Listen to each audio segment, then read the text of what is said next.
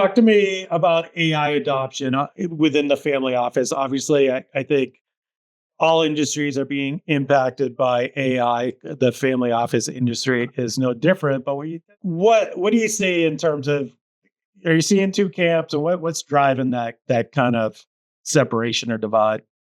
What I think is really unique about AI and the excitement that we see around this innovation, it's very different than what we saw with crypto, digital assets more recently, and even different than what we saw with cloud.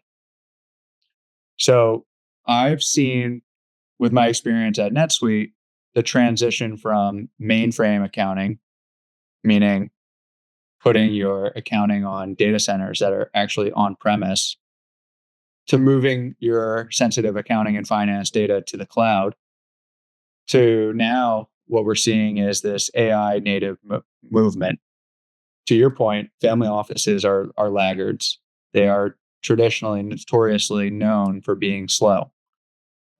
Most family offices are still using an on-prem version of QuickBooks Desktop. They are the last ones that are left in the QuickBooks customer base who still hasn't moved from desktop to the online version for many reasons. But a big part of that is security, privacy concerns. So yeah, they are laggards without a doubt. What's interesting to me about AI is that nobody is disputing the power of this innovation.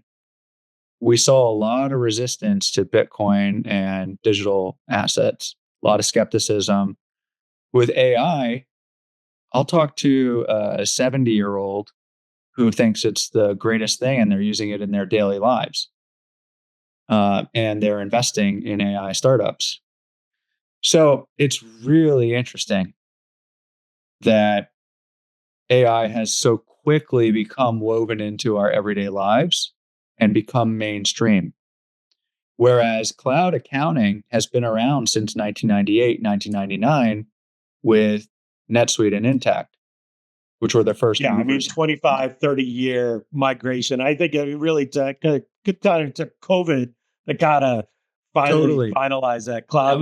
That was right. That was the nail in the coffin. That was the last kick in the butt. Where right. I can't get into the office, and now that on-prem didn't seem so great. That's right. So in 2015, when I started my career at NetSuite, I was still convincing people to move their accounting to the cloud. And NetSuite had been around already for 17 years. Family offices are still moving off of QuickBooks Desktop to cloud-based platforms like Intact and NetSuite. So yeah, they're laggards. But what's interesting to me is this new wave, this AI native wave, I think is coming way faster than cloud did. It's not going to take 17 years or 25 years. It might take, 3, 5, or even 10 years, but it's coming fast. And it's going to be expected to be core to the application. So any company that was architected and built on legacy infrastructure from the late 90s is going to struggle to keep up with the AI native systems that are being born today. So I'm not thinking about so much as where AI is right now. I still think it's very early days of AI, despite how powerful it already is. I think that there's still a lot to figure out. There's a lot to figure out on how it'll be secure, private, governed. It's early days, but there's no question about it that in 3, 5 years, it's going to be expected that it's throughout the application layer. Yeah, I think it's one of those things that we are early on, maybe first 3 innings, but I don't think this is a 5-hour ball game. I think this is something within 3 to 5 years. I can't imagine where he is going to be in 7 years. Let's put it that way. I think the acceleration is so fast and it's accelerating that this is going to be a quick process where, it's going to be a before and after type of event. And I think that's right. There's pre-AI. It's like electricity. I think it's a better example than maybe the technology like Totally. the internet, the cloud. Like, no, this is like the advent of electricity. It is. It is a utility, and it's going to be plugged into everything. So it's going to be powering every single device, every single application, and it's going to get faster and it's going to get cheaper. So only rich people were able to afford electricity. Now it's as cheap as water. Um, Same thing with AI, to your point, just to stick with your analogy. So it is getting smarter at an increasing pace, and it is getting cheaper and more capable. Tell me a little bit about the relationship between AI and data. Why is having good consolidated quality data so important to get the results that you want out of AI? AI is useless without good data. So we were talking about the data problem before. Family offices have a real data problem. They can't even get their data into a centralized database, oftentimes across their many bank accounts, brokerages, and entities. So AI, as I said, it's literally useless without good data, and it needs a comprehensive data set. So if you want to get good results from AI, you need to give it as much of your data as possible to have a complete picture, right? So, for example, if you want AI to forecast your cash flows, that means you need to be pulling in data from your brokerage accounts, your bank accounts, and all of your illiquid investments. But you need to combine that also with your expenses and your bill pay and your cash on hand across your many bank accounts.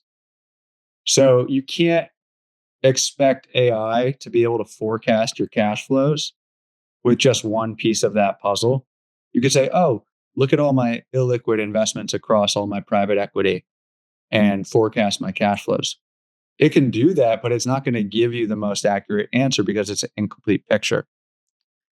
So for one, you need to have good, clean data in a centralized place for a comprehensive picture. So that is what AI needs. It needs a complete picture and it needs good, clean, centralized data.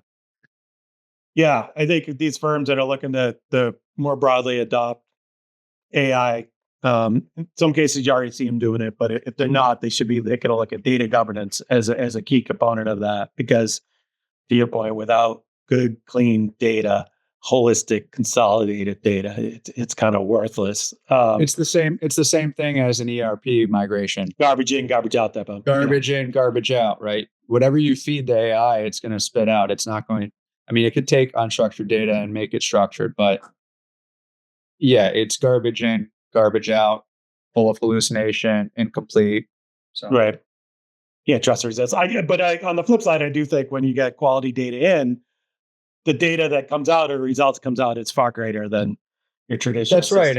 And also when you focus the AI on a particular data set, you tell it, okay, pick,